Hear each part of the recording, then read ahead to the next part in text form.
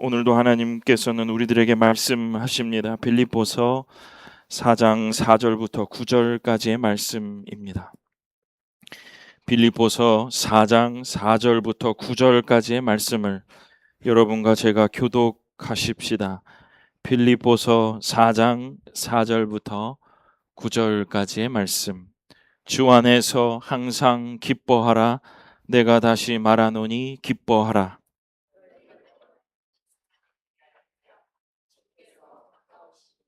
아무것도 염려하지 말고 다만 모든 일에 기도와 간구로 너희 구할 것을 감사함으로 하나님께 아뢰라.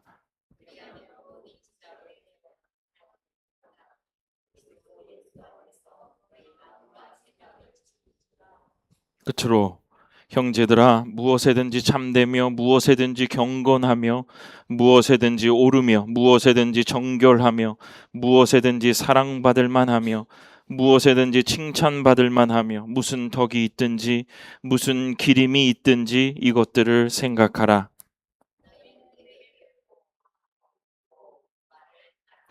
그리하면 평강의 하나님이 너희와 함께 계시리라. 아멘. 기도하겠습니다. 고마우신 아버지 하나님, 오늘도 하나님의 귀한 말씀을 듣겠습니다. 사람의 말이 아니라 하나님께서 우리들에게 무어라 말씀하시는 귀한 말씀이오니 우리의 마음은 활짝 열고 성령 하나님 조명해 주시는 대로, 비추어 주시는 대로 우리의 마음속에 깨달을 바대로 깨달아 이 말씀의 능력을 힘입어 사는 우리 성도들 다 될 수 있도록 아버지 하나님께서 지켜 보호하여 주옵소서. 감사드리며 예수님 이름으로 기도드립니다. 아멘. 네, 오늘 본문 빌립보서 4장 4절부터 9절의 본문의 말씀 가지고 주님 아시지요? 주님 아시지요? 라는 제목으로 말씀을 선포하겠습니다. 사랑하는 우리 이태희교회 모든 성도 여러분, 잘 계셨습니까? 오늘 리유니온 주일로 우리가 다 함께 한자리에 나와서 예배할 수 있어서 참 감사합니다. 6주를 부지런히 달려온 그 마지막 6번째 주일이고 우리가 다음 주에는 또 흩어지는 주일이어서 실질적으로는 오늘이 이제 마지막 우리가 말씀으로 교제하는 그러한 주일입니다.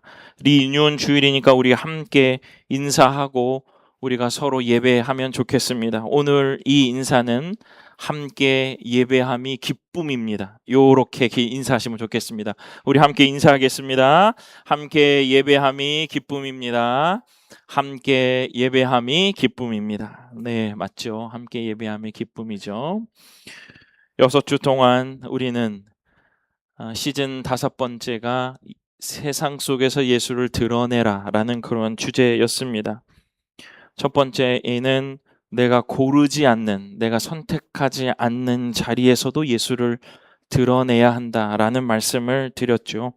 두 번째는 혼자가 아닌 줄 알고 예수 그리스도를 드러내라. 나만 겪는 고난인 것 같고 나만 예수를 위해서 애쓰는 것 같은데 그게 아니라 하나님께서 준비하신 7,000명, 우리 그 엘리야 얘기하면서 말씀드렸죠. 있다. 하지만 우리 주변에는 한 사람이 있다. 그 한 사람이 증거다. 그 한 사람을 통해서 하나님께서 준비하신 사람들이 그렇게 많이 있는 줄을 우리가 안다. 이런 말씀을 드렸습니다. 그 다음 세 번째 주일은 말이 아니라 삶으로 예수를 드러내라 이렇게 말씀을 드렸죠. 우리는 무엇라 예수를 설명할까?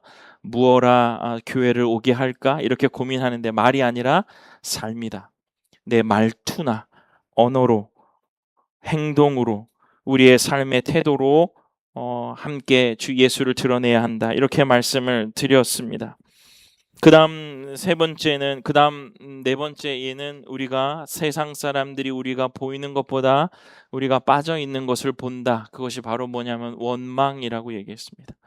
어느 교회에 다니고 있는지는 모르지만 그 사람이 무슨 불만이 있는지 무슨 원망이 있는지 세상 사람들도 안다는 거죠. 그렇게 살면 안 된다라고 말씀을 드렸죠. 그래서 우리가 원망과 시비가 없이 하라 이런 말씀을 가지고 우리의 원망이 드러나는 것보다 그 원망이 없는 우리의 모습을 통해서 예수가 드러난다. 이런 말씀을 드렸고, 이제 끝으로 지난주에는 우리가 끝을 말할 때가 많다. 이렇게 하면 안 됩니다. 이게 안 되면 안 됩니다. 이 시험이 끝입니다. 주의 성도들의 입 안에서도 이러한 얘기가 많이 나오죠. 이것은 분명히 잘못된 일인데, 왜냐하면 우리가 하나님을 주로 섬기고 있다면 그 마지막에 판단과 결론은 누구로부터 오냐? 하나님으로부터 온다. 근데 우리가 우리의 말투와 우리의 언어 속에 항상 끝을 말한다는 거, 이게 아니면 안 되죠. 이것은 반드시 되어야 되죠. 우리의 아이가 이렇게 되어야 되죠. 이런 생각을 한다는 거예요. 그러면서 그렇게 하지 말고 기다리는 말을 하라. 하나님께서 판단해 주실 때를 기다리는 그런 말을 하라. 이렇게 말씀드리며 예수 그리스도를 드러내는 삶에 대해서 이야기했습니다. 오늘은 그 마지막 주일, 마지막을 우리가 정리하면서 어떤 말씀으로 우리 성도들과 함께 할까 하다가 오늘 이 마지막 빌립보서 이 마지막 4장의 말씀으로 오늘 마무리를 하려고 합니다. 5주가 다 같은 방향이었어요. 본다면 항상 뭔가를 하지 않아도 돼야 돼. 계속 우리의 삶 속에 내려놓으라. 예수를 드러내라. 어떻게 드러낼까라는 그런 생각보다 자꾸 다 내려놓으라는, 원망과 시비를 내려놓으라. 끝을 말하는 것을 내려놓으라.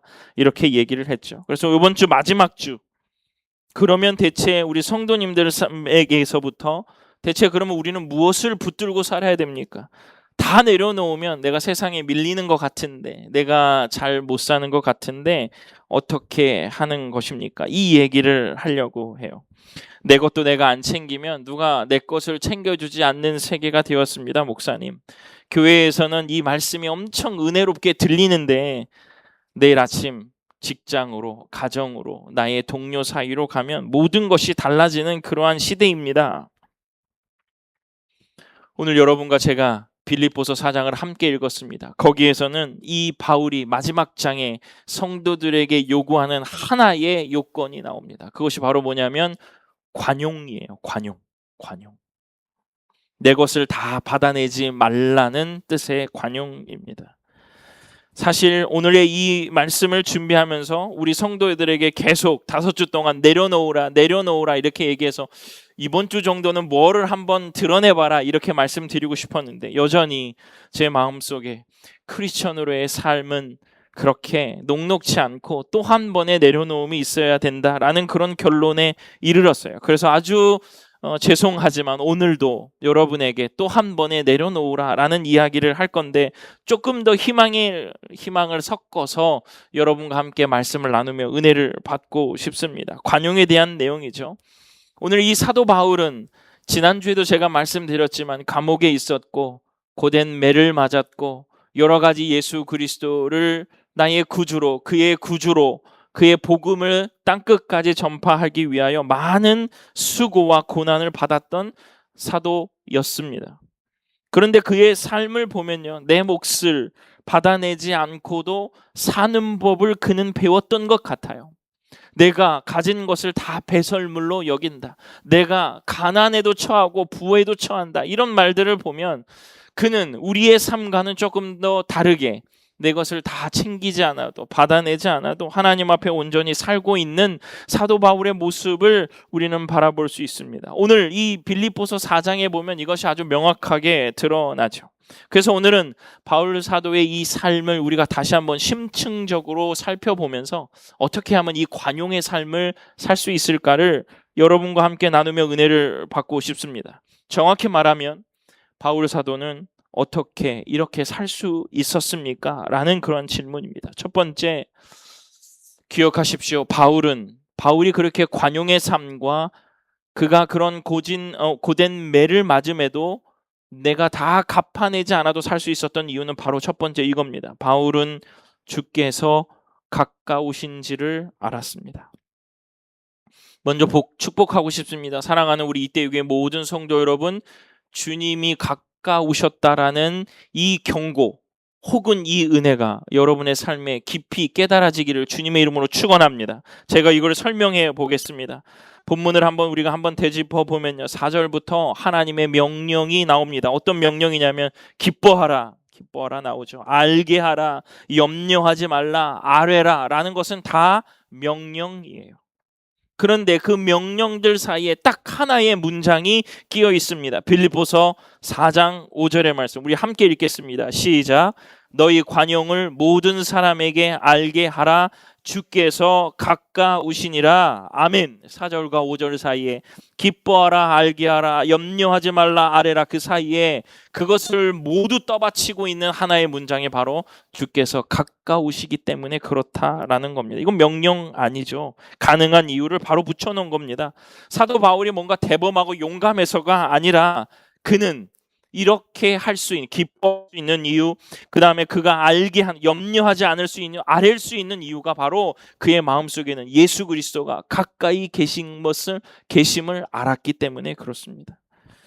사도 바울이 쓴 이 가깝다라는 이 헬라어는 앵귀스라는 말인데, 이거는 거리, 여러분 아시죠? 거리가 가깝고 시간이 가깝다, 집이 가깝다, 추석이 가까워온다, 이 두 가지로 성경 속에서 다 쓰이고 있어요.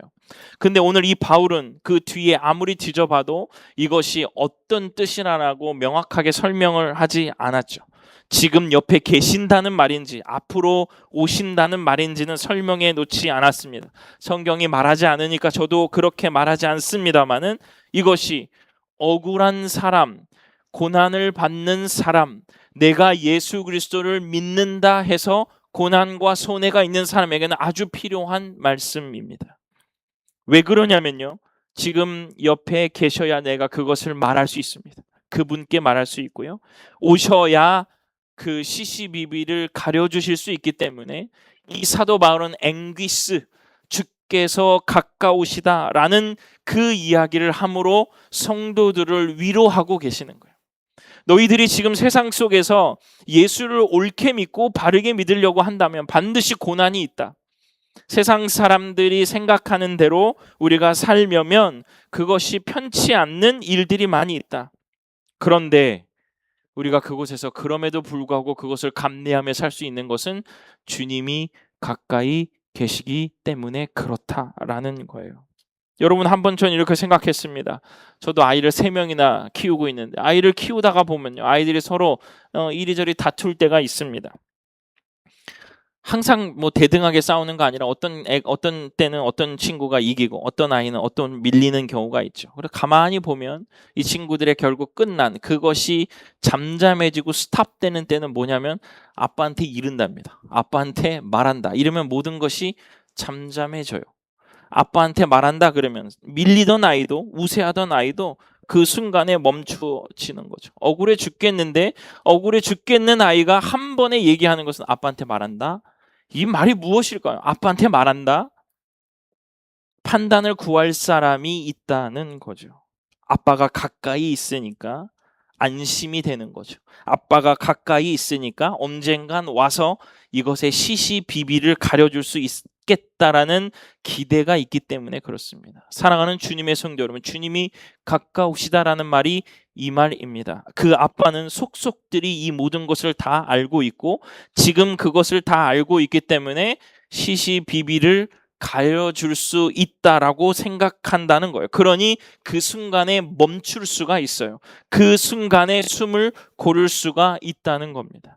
이것이 성경 속에서 우리들에게 주는 굉장히 큰 유익이에요. 여러분, 한번 제가 보겠습니다. 찾았어요. 본문도 잃으라고 얘기해요. 아빠한테 잃을 거야 라고 얘기하라고 해요. 빌립보서 4장 6절 보겠습니다. 아무것도 염려하지 말고 다만 모든 일에 기도와 간구로 너희 구할 것을 감사함으로 하나님께 아뢰라. 아멘. 주께서 가까우심을 알고 있는 사람들은 말할 수 있습니다. 아뢰일 수 있습니다. 제가 기도의 이런 모양새를 잃는다 이렇게 표현해서 그 의미가 좀 축소돼서 죄송합니다만 이겁니다. 아뢰는 겁니다. 말하는 겁니다. 그래야 멈출 수가 있어요.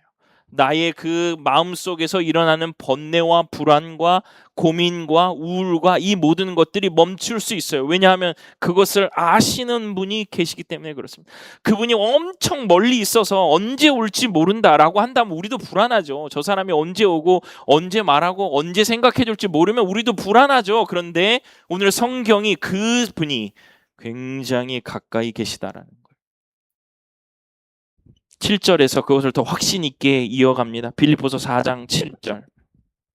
그리하면 모든 지각에 뛰어난 하나님의 평강이 그리스도 예수 안에서 너희 마음과 생각을 지키시리라. 아멘. 사랑하는 주님의 성도 여러분, 아까 그 6절에 아뢰라, 일러라, 주께서 가까우심을 알기 때문에 그것을 위하여 그것을 기억하고 하나님께 말해라 라고 하면 무엇을 말씀하시냐면 그 끝이 평강이라는 거예요. 평강. 정말 놀라운 이 구조죠. 하나님께 아뢰는 사람들에게 그들이 얻을 수 있는 가장 중요한 일들은 바로 평강이라는 거예요.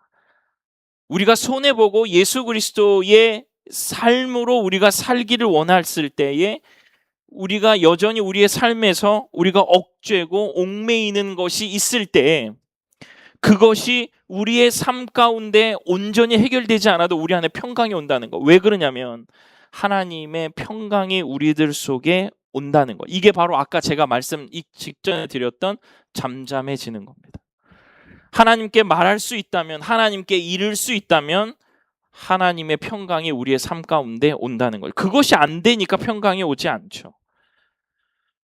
아빠가 오기 전에 아이가 이미 조용해지는 것과 같은 이야기입니다. 그렇기 때문에 우리들에게 기도하라라고 말씀하시죠.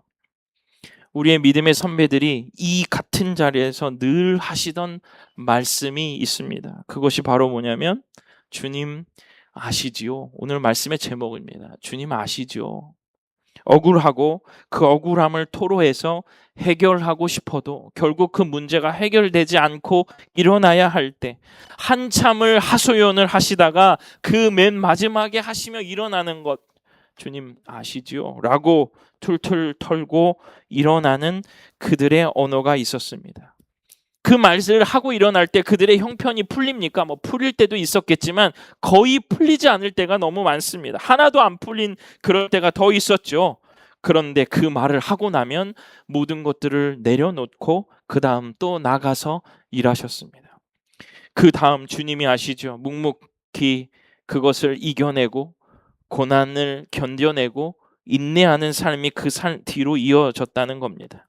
처음에는 이 믿음의 후배들은 그것을 체념으로 듣습니다. 정신승리로 듣죠. 주님 아시지요? 하고 던져놓고 그냥 정신승리하고 나가는 것처럼 더 어쩔 수 없으니 할 수 있는 말이다 라고만 생각했는데 그런데 그것은 체념이 아니죠. 사랑하는 주님의 성도, 이 비밀을 아는 사람들이 주님 아시지요? 하고 일어나는 거예요. 주님 아시지요? 주님이 내 곁에 계시니까 이것을 아시지요? 라고 하며 일어날 수 있다는 거예요. 지금 곁에 계시니 그것을 알고 계시는 분이 계시니 그것을 알고 계셔서 이제 오셔서 시시비비를 가려줄 것이니 내가 여기서 다 끝내지 않아도 됩니다라는 믿음의 고백이었던 겁니다. 그러니 여러분 오늘 처음에 제가 오늘 본문에 읽었던 바로 그 4절이 뭘까요? 기쁨에 대한 주 안에서 항상 기뻐하라. 내가 다시 말하노니 기뻐하라. 왜 그래요? 주님이 알고 계신다라는 믿음의 확신이 있으니 내 마음의 불안이 걷어나고 기쁨이 들어온다는 겁니다. 사도 바울은 주님이 가까이 계신다라는 그 마음과 그 믿음의 고백을 할 수 있었기 때문에 감옥에서도 매를 맞은 곳에서도 기쁨을 말할 수 있는 거예요. 여러분 매를 맞을 때 어떻게 기쁘다 그럼 좀 정신병자죠. 사실 그 순간은 고단한 겁니다. 그 순간은 아픈 겁니다. 그 순간은 내가 상상할 수 없는 욕지거리도 나올 수 있는 그런 상황이에요. 그런데 돌아서서 그것들을 해석해 나갈 때에 주님 아시지요 라고 하며 그 마음을 그 고백을 했을 때 우리의 삶 가운데 기쁨이 생긴다. 사랑하는 주님의 성도 여러분, 우리의 지금의 현 세상에는 기쁨이 없습니다. 우울과 공황과 여러 가지 많은 어려움들이 있죠. 그런데 그들에게 기쁨을 말하려고 할 때 너무 조심스럽지만은 기본적으로는 아뢰는 겁니다. 이르는 겁니다. 그리고 머릿속에는 항상 주님이 가까이 계시니라. 주님이 가까이 계시다는 것을 알고 있다면 오늘 우리는 이것들을 말할 수 있게 됩니다. 6주 동안 우리는 계속 내려놓다, 내려놓아라 라는 이야기를 들었습니다. 이것은 바로 손해를 감수하라는 그러한 말씀이셨죠. 그런데 그 순간에 우리가 내려놓을 수 있는 것은 다 결론적으로 내 힘이 아니다, 내가 할 수 있는 것이 아니다 라는 이야기였단 말이에요. 누가 함께 계신지를 계속 알아채라는 요청이셨습니다. 사랑하는 주님의 귀한 성도 여러분, 억울한 일이 있습니까? 풀리지 않는 일이 있습니까? 주님이 가까우시니, 그냥 기도하라 그러면 우리 재미없잖아요. 주님이 가까우시니 기도할 수 있습니다. 아뢰십시오. 그리고 그 자리에서 끝을 보려고 했던 나의 마음을 내려놓으시라는 거예요. 그분이 오시고 애들도 지금 해결이 안 돼도 아빠한테 이를 거야 하고 잠잠해지잖아요. 그 논리, 그 권리를 가지고 하나님 앞으로 오늘도 나가시라는 거예요. 주님 아시지요? 이 한마디로 붙들고 있는 불만, 손해, 악감정들이 뇌려놔지는 귀한 은혜가 오늘 주일에 있기를 주님의 이름으로 축원합니다. 여러분, 주님이 가까이 계신다는 거예요. 가까이요. 두 번째, 바울은 관용의 원천을 알았다. 어디서부터 나오는지 알았다네. 관용이 어디서부터 나오는지. 빌립보서 4장 5절, 너희 관용을 모든 사람에게 알게 하라. 주께서 가까우시니라. 처음에 제가 말씀드렸을 때도 이 바울이 우리들에게 요청하시는 것은 관용 하나였습니다. 우리는 이 관용이라는 말을 보통은 이렇게 알고 있죠. 참는다는 겁니다. 무조건 참는다는 거. 참 이거 안 되죠. 만약에 제가 오늘 설교의 결론을 무조건 참으십시오 그러면 못해 먹겠다 하고 뛰쳐나가는 성도님들 많을 겁니다. 없어진 것이 아니라 그냥 미뤄두는 거죠. 근데 이 미뤄두는 것은 몇 년이 지나도 이름만 들으면 어제 일처럼 또 올라옵니다. 또 분노가 오죠. 그 사람은 잊었는데 우리는 그 일에 아직까지도 살고 있습니다. 근데 사랑하는 주님의 성도 여러분, 성경이 말하는 관용은 그런 것 아닙니다. 어떤 거냐면 내 몫을 정해진 것을 끝까지 다 받아내지 않는 것입니다. 다시 한번요. 내 몫으로 정해진 것을 끝까지 다 받아내지 않는 것이 성경이 말하는 관용입니다. 우리 크리스찬들과 대답을 하다 보면 이런 것들 많이 고민 나눠요. 목사님, 저를 호구로 보는 것 같습니다. 목사님, 그냥 저에게만 손해보고 저만 꼭 바보 되는 것 같습니다. 이런 거 되게 많이.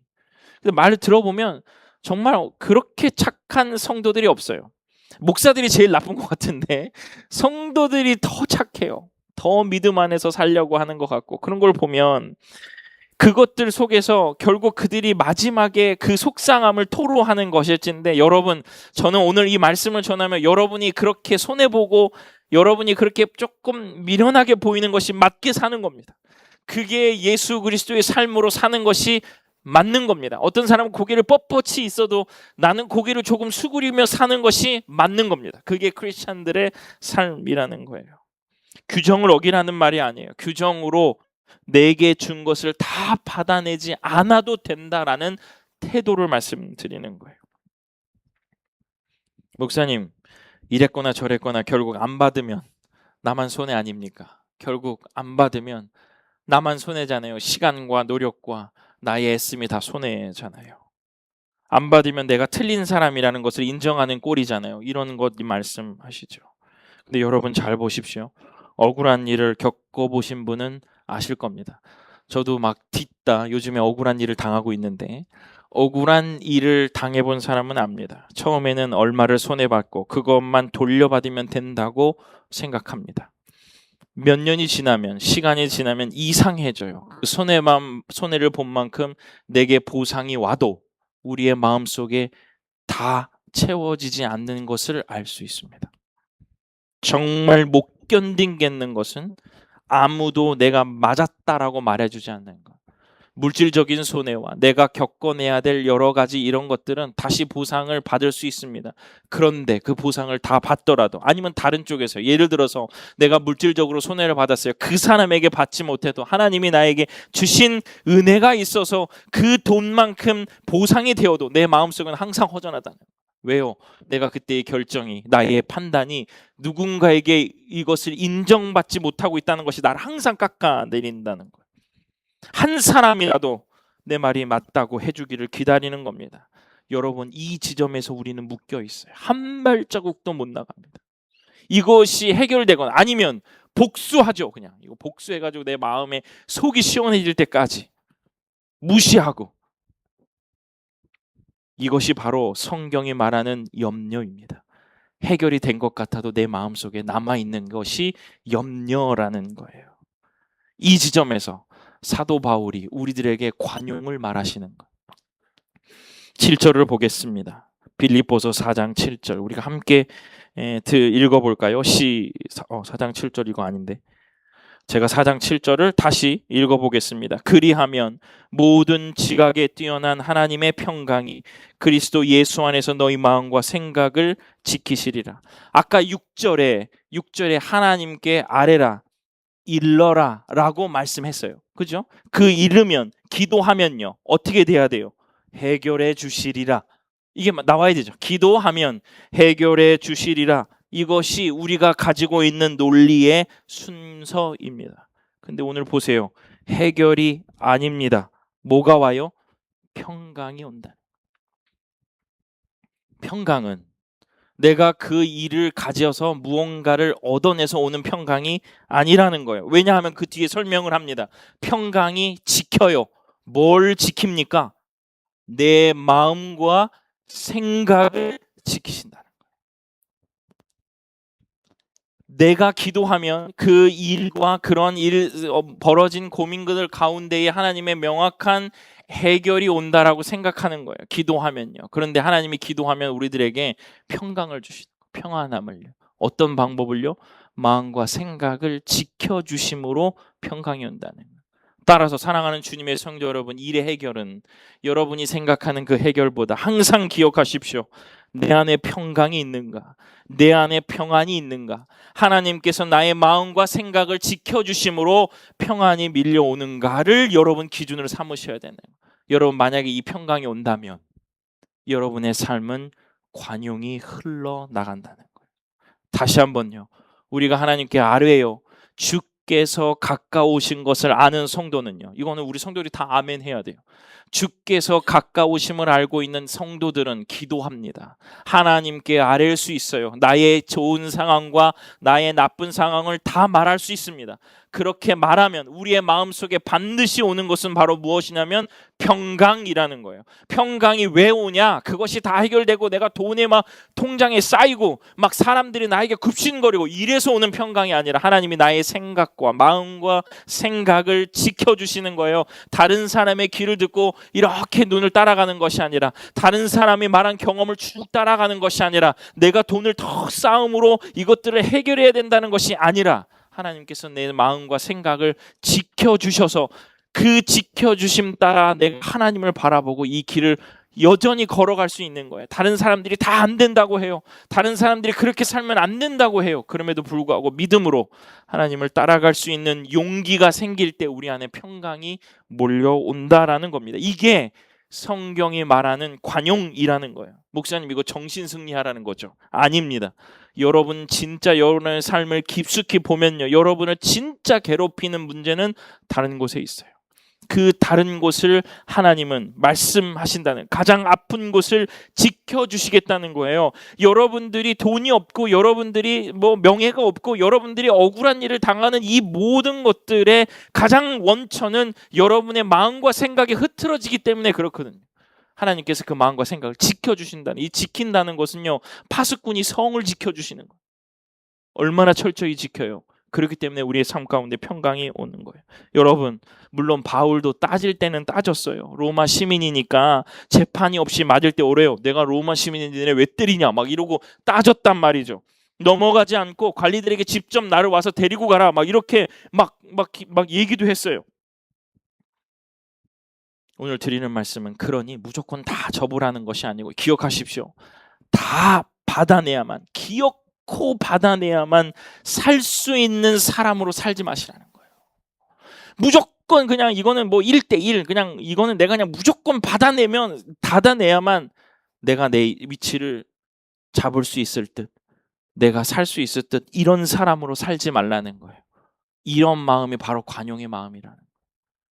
조금 져줘도, 조금 손해봐도 하나님께서 여러분의 삶을 지키시고 보호하신다면 이것은 충분히 여러분의 삶에 관용을 흘려내줄 수 있는 사람이 된다는 겁니다. 결론적으로 사도 바울은 이제 말합니다. 9절이에요. 4장 9절. 너희는 내게 배우고 받고 듣고 본 바를 행하라. 그리하면 평강의 하나님이 너희와 함께 계시리라. 아멘. 여러분, 사도 바울이 너희는 내게 배우고 받고 듣고, 이거 다 말이에요. 그 다음 사도 바울이 본 바, 내가 살았던 것처럼 살으라고 얘기하는 거. 오늘 이 마지막 결론입니다. 사랑하는 이때 이 교회 성도 여러분, 여러분들도 제가 살아가는 모습을 통해서, 그것을 본 바를 통해서 여러분도 행하십시오, 여러분도 사십시오 라고 얘기하는 거예요. 매를 맞고 착고에 채인 채 한밤에 찬송하던 바울, 그 밤에 감옥문이 아직 열리지도 않았을 때 그 바울이 그곳에서 하나님을 찬양하는 그 바울과 그 모습을 보라는 거예요. 그 형편 속에 있는 사람을 보고 주께서 가까우심을 믿고 관용했던 사도 바울의 삶을 보라는 거, 보고 그 삶을 보고 행하라 라는 겁니다. 이때 이 교회 성도들이요, 나의 이 삶을 보셨지 않습니까? 이 본바로 여러분들도 행하십시오. 그러하면 하나님이 여러분의 마음과 생각을 지켜주실 겁니다. 이렇게 말씀하고 계시는 겁니다. 사랑하는 이때 이 교회 성도 여러분, 나는 왜 억울합니까? 나는 왜 관용하며 살지 못합니까? 예수는 예수고 내가 손해보는 것은 1도 못하겠다, 미련한 거다, 왜 그렇게 생각이 듭니까? 되돌려받지 않아서 내 마음이 어지러울 때 여러분 기억하십시오. 아뢰십시오. 주께서 가까우심을 믿고 일르십시오. 아뢰시고 그 다음 일의 해결보다 내 마음과 생각을 지켜주실 하나님을 기대하십시오. 마음과 생각을 지켜주셔야 오는 평안이 있어요. 그냥 내가 정신승리로 이끄는 평안이 아니라 하나님이 내 마음과 생각을, 주님 저의 마음과 생각을 파수꾼처럼 지켜주십시오. 그럴 때 오는 그 평강을 만끽하시기를 주님의 이름으로 축원합니다. 말씀을 마칩니다. 7절과 9절을 보면 여러분, 평강이 너희 마음과 생각을 지키신다. 9절 보면 평강의 하나님이 너희와 함께 계시리라 합니다. 평강으로 시작해서 평강의 하나님으로 끝나죠. 여러분, 성경에서 하나님 말할 때 그 앞에 이름을 붙이면 뭐라고 생각하시면 되냐면 그분이 그 일을 하시는 분이라 생각하면 돼요. 여호와 이레, 그분이 여호와 이레라고 하면 준비하시는 분이에요.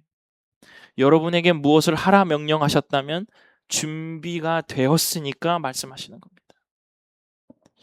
여호와 라파, 고치실 수 있으니까 여호와 이름이 붙는 거예요. 평강을 주실 수 있으니까 평강의 하나님이라고 하는 거예요. 여러분, 이것을 다른 곳에서 평강을 얻고자 마음 먹기 시작하면 이거는 걷잡을 수 없습니다.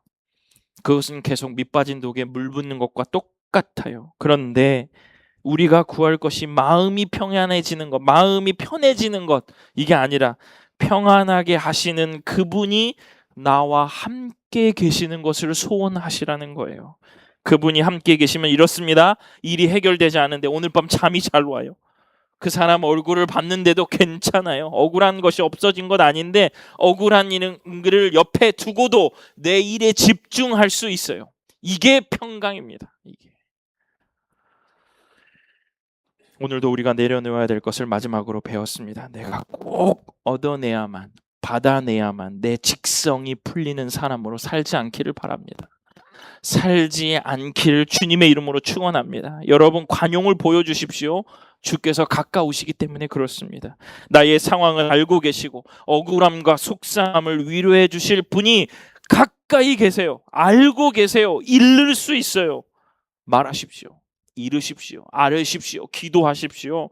평강의 하나님이 여러분의 마음과 생각을 지켜주실 줄로 믿습니다. 다음 주는 흩어지는 주일이에요. 오늘 모였다가 우리는 내일 또 다시 다 각자의 자리로 나아갑니다. 그 자리에는 아직도 안 받은 것, 해결되지 않는 것, 인정받지 못하는 일들이 막 산적해 있을 겁니다. 오늘 여기서 들었을 때는 막 평강이 몰려오는 것 같은데 막상 그 사람 얼굴과 오늘의 그 일들을 보면 또다시 얼른 나의 몸을 감추고 나의 색깔을 감추고 살아가야 될 줄도 모릅니다. 그런데 여러분, 오늘 믿음의 선배들이 그러한 그 자리에서도 주님 아시지요 하고 이를 악물고 버텼던 그 신앙을 본받아서 그 신앙을 여러분의 삶에 가지고 관용을 보여주십시오. 관용을 보여주셔서 그 관용이 예수 그리스도를 드러냄을 통하여 온 사람이, 모든 사람이 알게 되는 놀라운 은혜가 우리 성도들로부터 시작되기를 주님의 이름으로 축원합니다. 세상 속으로 다시 나가는 그 자리에서 다 받아내지 않아도 당당하고 평안하게 살아가는 모습을 보이는 우리 이때의 교회 모든 성도들, 그래서 예수가 이 세상에서 드러나는 삶을 살게 되시는 주의 모든 성도들 다 되시기를 주님의 이름으로 축원합니다. 기도하겠습니다. 고마우신 아버지 하나님, 다 받아내고 기어코 얻어내야 직성이 풀리는 사람으로 살지 않게 하시고 관용하고 밀려나도 여전히 주님께서 가까우심을 믿고 기도하며 나의 생각과 나의 마음과 생각을 지키시는 하나님 아버지를 기대하는 마음으로 우리들이 살아갈 수 있도록 아버지 하나님께서 은혜를 더하여 주시옵소서. 감사드리며 예수님 이름으로 기도드립니다. 아멘.